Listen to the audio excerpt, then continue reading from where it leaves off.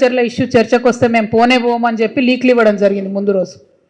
కానీ తీరా తెల్లారి చూస్తే ఏమైందో ఏమో మరి చాలా సంబరంగా ఉత్తమ్ కుమార్ రెడ్డి గారు, రేవంత్ రెడ్డి గారు ఇద్దరు కూడా పోయి మరి చంద్రబాబు నాయుడు గారిని ఎదుర్కొని సన్మానం చేసి ఆ ఫోటోలు వీడియోలు చూస్తుంటే అయితే పండగ వాతావరణం కనబడ్డది. మరి అన్నీ చేసి కూర్చున్నారు. సరే మీటింగ్ పోయినరు. మీటింగ్ పోయినాక నేను మీ అందరికీ తెలుసు ఎప్పుడు కూడా సమాచారం లేకుండా మాట్లాడను, నిర్దిష్టమైనటువంటి ఆధారాలు లేకుండా మాట్లాడను. వీళ్ళు మీటింగ్కి పోయినరు, జలశక్తి మీటింగ్కి. మొట్టమొదటి అంశమే ఎజెండాలో బనకచెర్ల జరిగింది. అక్కడ మొట్టమొదటి అంశం బనకచెర్ల ఉంటే కూడా కనీసం పౌరుషం లేకుండా, సిగ్గు లేకుండా ముఖ్యమంత్రి గారు, మన ఇరిగేషన్ శాఖ మంత్రి గారు మీటింగ్ మొత్తం కూడా కూర్చొని అప్పనంగా గోదావరి జలాలని గిఫ్ట్ లెక్క చంద్రబాబు నాయుడు గారి చేతిలో పెట్టి రిటర్న్ రావడం జరిగింది. ఎంత దారుణం అంటే ఇది, ఈ బనకచెర్ల ప్రాజెక్టు కనుక జరిగితే గోదావరి జలాలలో తెలంగాణ యొక్క హక్కులు శాశ్వతంగా హరించిపోతాయి. ఈ విషయం తెలుసు ముఖ్యమంత్రి గారికి, తెలుసు ఉత్తమ్ కుమార్ రెడ్డి గారికి తెలుసు. అయినా అటెండ్ అయినరు, అయినా పోయినరు. పోయి ఉల్టా సన్మానాలు చేయించుకొని, దండలు వేయించుకొని, నీళ్లు అప్పనంగా అప్పచెప్పి వెనక్కి రావడం జరిగింది. నిజంగా ఎంత బాధ అనిపించిందంటే ఆడ చంద్రబాబు నాయుడు గారు సన్మానం చేస్తుంటే ముఖ్యమంత్రి గారి ముఖం ఆనందంతో వెలిగిపోతున్నది. కానీ నాకైతే బలిక బక్రాన్ చూసినట్టు అనిపించింది. కానీ ఇక్కడ బలయ్యేది ఎవరు? తెలంగాణ ప్రజలు. తెలంగాణ ప్రజల యొక్క హక్కులు, గోదావరి నదీ జలాల్లో శాశ్వతంగా హక్కులు కోల్పోతాం. ఇది వాస్తవం, ఇది జరిగింది అక్కడ. ఎందుకంటే ప్రెస్ ఇన్ఫర్మేషన్ బ్యూరో తెలుగులో ఒక ప్రెస్ నోట్ ఇచ్చింది, ఇంగ్లీష్లో ఒక ప్రెస్ నోట్ ఇచ్చింది. మరి వాళ్ళు పర్టికులర్గా చెప్పడం జరిగింది, ఎజెండాలో బనకచెర్ల ఇష్యూ చర్చించినాం, పవర్ పాయింట్ ప్రజెంటేషన్ కూడా ఇచ్చినాం అన్నటువంటి అంశం ప్రెస్ ఇన్ఫర్మేషన్ బ్యూరో చెప్పడం జరిగింది. బయటకు వచ్చి ప్రెస్ మీట్ పెట్టి దారుణంగా మన ముఖ్యమంత్రి గారు బుకాయిస్తున్నాడు, ఆయన బొంకుతున్నాడు. అరే జరగనే లేదు, వాళ్ళు అడిగితే కదా మేము కట్టేది. ఎంత దారుణం ఇది! ఇంత సిగ్గులేనితనం ఉంటుందా? ఇంత ఘోరం ఉంటుందా? ఇంత అన్యాయం ఉంటుందా? జరిగింది వాస్తవంగా. అక్కడ అంతమంది సీనియర్ ఆంధ్ర ఇంజనీర్లు ఉన్నారు, ఇక్కడ సీనియర్ తెలంగాణ ఇంజనీర్లు ఉన్నారు. జరుగుతున్నటువంటి నష్టమేంది, మీరు ప్రదర్శిస్తున్నటువంటి వైఖరేంది? ఇంత నాన్ సీరియస్గా ఉండేటటువంటి ముఖ్యమంత్రికి నిజంగా మన రాష్ట్రాన్ని పరిపాలన చేసే హక్కే లేదు. ముఖ్యమంత్రి గారు తక్షణమే రాజీనామా చేయాలని ఈ సందర్భంగా నేను డిమాండ్ చేస్తూ ఉన్నాను. ఇక ముఖ్యమంత్రి గారు ఇంకో మాట అంటాడు, ఆ మీటింగ్లో మేము 4 విజయాలు సాధించినామని చెప్తున్నాడు. ఆ 4 విజయాలు ఏంటిది? ఒకటి, టెలిమెట్రీకి సంబంధించినటువంటి ఇన్స్ట్రుమెంట్స్ మేము ఇన్స్టాల్ చేస్తామన్నారు. అందులో కొత్తదనం ఏం లేదు. ఫేజ్ 1 ఎప్పుడో స్టార్ట్ అయింది, ఇది ఫేజ్ 2. అది జరగాల్సిందే, కంటిన్యూషనే. అందులో విషయమే లేదు, ఆయన దాన్ని విజయంగా చెప్తా ఉన్నాడు. అదేవిధంగా ఇంకొక మాట, ఇక్కడ కృష్ణా రివర్ మేనేజ్మెంట్ బోర్డు విజయవాడలో పెట్టాలని కొత్తగా నిర్ణయం అయిందని చెప్తుండు. అందులో కూడా కొత్త నిర్ణయం ఏం లేదు, అది విభజన చట్టంలో ఉన్నటువంటి హామీయే.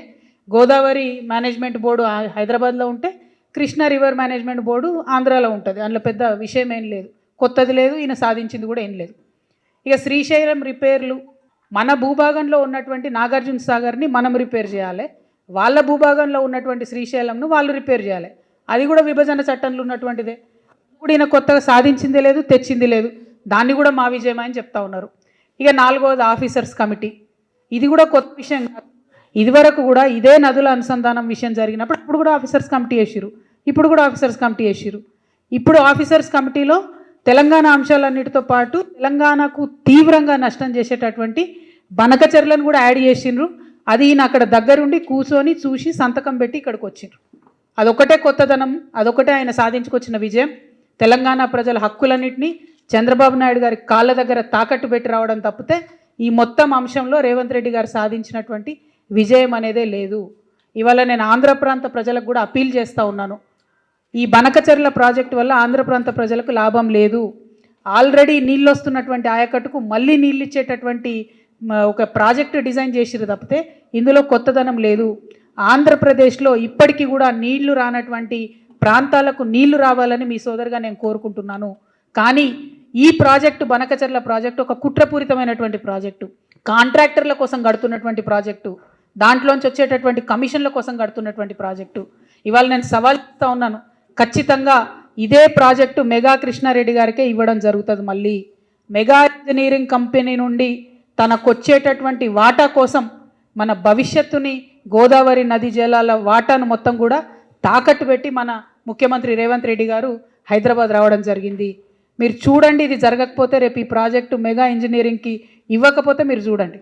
ఎందుకంటే దీని వెనుక జరుగుతున్నటువంటి కుట్ర అవగాహన ఉన్నటువంటి వ్యక్తిగా నేను చెప్తా ఉన్నాను. ఖచ్చితంగా రేపు ఇదే జరగబోతా ఉంది. ముఖ్యమంత్రి గారు అక్కడికి పోయింది మెగా కంపెనీ కోసం.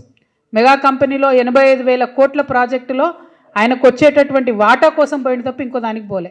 ఇంకొక మాట, central water commission, Godavari river management board, Polavaram project authority ఇవన్నీ కూడా Banakacherla project pre feasibility report అని ఉంటుంది, దాన్ని రిజెక్ట్ చేసినాయి. అయినా ఎందుకు పోయినరు, అయినా ఎందుకు కూర్చున్నారు? మళ్ళీ బయటకు వచ్చి ఏం చెప్తారు ముఖ్యమంత్రి గారు? ఇదంతా ఉట్టిదే, అనఫిషియల్, ఇది అనఫిషియల్ మీటింగ్ అంటారు. అసలు అనఫిషియల్ మీటింగ్ ఎందుకు పెట్టారు? మరి అనఫిషియల్ మీటింగ్ ఇద్దరు రాష్ట్రాల ముఖ్యమంత్రులు, ఒక జలశక్తి కేంద్ర జలశక్తి మంత్రి ఉంటాడు, దానికి అఫీషియల్గా పిఐబి ఇస్తుందా రిపోర్టు? అంటే అఫీషియల్గానో అనఫీషియల్గానో మొత్తానికైతే చంద్రబాబు నాయుడు గారి ఎజెండా ఇంప్లిమెంట్ చేయడానికి పోయినరు తప్పితే ఇంకోటి కాదు అన్న విషయం ఇవాళ తెలంగాణ ప్రజలందరూ కూడా గమనించుకోవాలి. ఈయన చంద్రబాబు నాయుడు గారికి సద్ది మోస్తున్నాడు, తెలంగాణ బిడ్డలనేమో ఎండబెట్టేటటువంటి ప్రయత్నం చేస్తున్నాడు. ఈ వైఖరిని మేము తీవ్రంగా విమర్శిస్తూ ఉన్నాం. మేము తెలంగాణ జాగృతి నుండి మీ అందరికీ తెలుసు, ఇదివరకు ఉమ్మడి ఆంధ్ర రాష్ట్రంలో ఉన్నప్పుడు కూడా పోలవరం ప్రాజెక్టు మీద న్యాయ పోరాటం చేసినాం. ఇవాళ మేము చూస్తున్నాం కాంగ్రెస్ పార్టీ తెలంగాణను ఫెయిల్ చేస్తున్నది. భారతీయ జనతా పార్టీ అయితే మాటనే మాట్లాడతలేదు.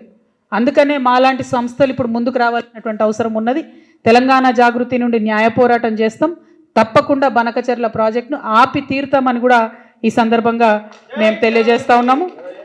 మరి తెలంగాణకు అన్యాయం జరుగుతుంటే మేకపోతు గాంభీర్యం ప్రదర్శించి ప్రజల్ని మోసం చేస్తున్నటువంటి ముఖ్యమంత్రి గారు ఖచ్చితంగా నేను రిజైన్ చేయాలని చెప్పి కోరుతా ఉన్నాను. అదేవిధంగా నేను ఇంకొక డిమాండ్ కూడా చేస్తున్నా. 21వ తారీఖు నుంచి పార్లమెంటు ప్రారంభమవుతూ ఉన్నది. ఈ పార్లమెంటు సమావేశాలలో ఖచ్చితంగా అఖిల పక్షాన్ని తీసుకొని ముఖ్యమంత్రి గారు ఢిల్లీకి పోవాలి. ఒకటి బీసీ బిల్లు విషయం, 2 బనకచెర్ల విషయం, 2 కూడా సాధించుకొని రావాలని చెప్పి ముఖ్యమంత్రి గారిని నేను డిమాండ్ చేస్తూ ఉన్నాను. మళ్ళొక్కసారి ఆంధ్ర ప్రజలకు, ఆంధ్ర ప్రాంత ప్రజలకు కూడా నేను రిక్వెస్ట్ చేస్తున్నా, ఇది కాంట్రాక్టర్ల కోసం, అవినీతి కోసం కట్టేటటువంటి ప్రాజెక్టు తప్పితే ప్రజా ప్రయోజనాల కోసం కట్టే ప్రాజెక్టు కాదు. మా ప్రాంతమైనటువంటి తుపాకులగూడెం నుంచి నదుల అనుసంధానం జరిగితే తెలంగాణ ప్రాంత ప్రజలు కూడా బాగుంటారు, ఆంధ్ర ప్రాంత ప్రజలకు కూడా వచ్చేటటువంటి హక్కుపుక్తమైనటువంటి నీళ్ళన్నీ కూడా వస్తాయి. కాబట్టి ఈ విషయంలో ఆంధ్ర ప్రాంత మేధావులు, ప్రజలు కూడా ఆలోచించాలని చెప్పి, పునరాలోచించాలని చెప్పి చంద్రబాబు నాయుడు గారిని కూడా నేను రిక్వెస్ట్ చేస్తూ, తక్షణమే బనకచెర్ల ప్రాజెక్టు ఆపాలే. ఆపకపోతే మాత్రం మేము న్యాయ పోరాటం చేస్తాం. ఈ దేశంలో న్యాయ వ్యవస్థ మీద మాకు నమ్మకం ఉన్నది. మా ముఖ్యమంత్రి యొక్క అచేతన స్థితికి మేము చాలా బాధపడతా ఉన్నాం. ఆయన తక్షణమే రాజీనామా చేస్తే ఈ రాష్ట్రానికి మంచిదని కూడా మేము కోరుతా ఉన్నాం. Thank you. జై తెలంగాణ, జై జాగృతి.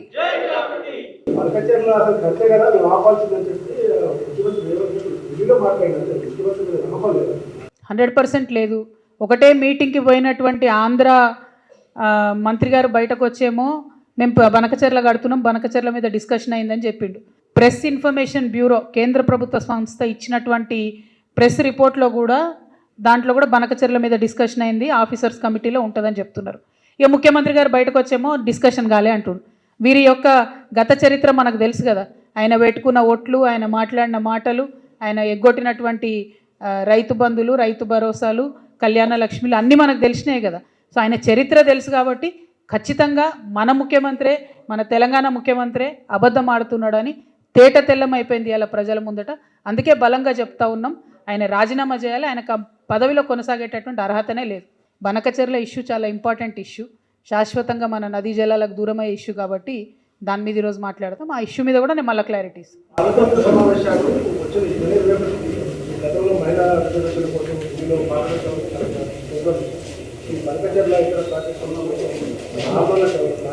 ఇప్పుడు ముఖ్యమంత్రి గారిని మేము డిమాండ్ చేస్తున్నాం, ఆయన అఖిలపక్షం తీసుకొని పోవాలి. ఆయన తీసుకొని పోకపోతే ఢిల్లీకి నేను ఖచ్చితంగా మాకు సహకరించి తోడుగా వచ్చే సంఘాలన్నింటినీ, పార్టీలన్నింటినీ కూడా తీసుకొని కూడా వెళ్తాం. అందులో మోమాటం ఏం లేదు. ఎందుకంటే తెలంగాణ ప్రజల హక్కుల కోసం రాష్ట్ర ముఖ్యమంత్రిగా ఆయన తన బాధ్యతను మర్చిపోవచ్చు, కానీ మేము మర్చిపోలేదు. తెలంగాణ జాగృతిగా న్యాయ పోరాటం చేస్తాం. అవసరమైతే ఢిల్లీ బేస్డ్గా కూడా ఆందోళనకు కూడా రూపకల్పన చేస్తాం. ఈశ్వర్ అన్న తను స్వయంగా తను బొగ్గుగని కార్మికుడు, చాలా సీనియర్ నాయకుడు. మా జగిత్యాల జిల్లాకు కూడా మేము ఆయనను పెద్దనగా పిలుచుకుంటాం. అటువంటి నాయకుడికి ఇన్ఛార్జ్ ఇవ్వడం డెఫినెట్గా తెలంగాణ బొగ్గుగని కార్మిక సంఘం మంచిగా పనిచేస్తుందని, చేయాలని కూడా కోరుకుంటున్నాం. ఇక సీఎం గారి మాటలు ఏడ నమ్ముతామే మనం? ఆయన మీటింగ్లో ఉండి కూర్చొని మీటింగ్ కాలేదని చెప్తున్నాడు, బనకచెర్ల ఇష్యూ డిస్కషన్కే రాలేదని చెప్తున్నాడు తను చెప్పే మాటలకు శాంక్టిటీ ఏముంది చెప్పండి. ఎంత దారుణంగా మాట్లాడుతున్నారు, ఎంత దారుణంగా అబద్ధాలు ఆడుతున్నారు. కేసీఆర్ గారి హయాంలో ఈ డిస్కషన్ రాలేదు, వచ్చిందే ఇప్పుడు. వచ్చిన తర్వాత రాచమార్గం వేసిందే అయినా, రెడ్ కార్పెట్ వేసిందే అయినా. ఆయన ఇప్పుడు మాట చెప్తారు కదా ముఖ్యమంత్రి గారు, నా స్కూల్ బీజేపీలో అయింది, నా కాలేజ్ టీడీపీలో అయింది, నా ఉద్యోగం కాంగ్రెస్లో అని. ఇంకా కూడా ఆయన కాలేజ్ స్టూడెంటే అనుకుంటున్నాడు. అందుకనే టీడీపీకి చంద్రబాబు నాయుడుకే కట్టుబడి ఉన్నాడు ఇప్పటికి కూడా. ఆయన కోసం మొత్తం అన్నీ కూడా మన గోదావరి నదీ జలాలు గిఫ్ట్గా ఇస్తున్నటువంటి పరిస్థితి కనబడుతున్నది. ఇక ఆయన ఎమ్మెల్సీ గురించి నేను మాట్లాడదలుచుకోలేదు. ఆయన జనాభా లెక్కలకి తీసేసిన. నేను చెప్తున్నా కదా, ఆయన జనాభా లెక్కలలో లేరు, ఆయన ఎవరో కూడా నాకు తెలియదు.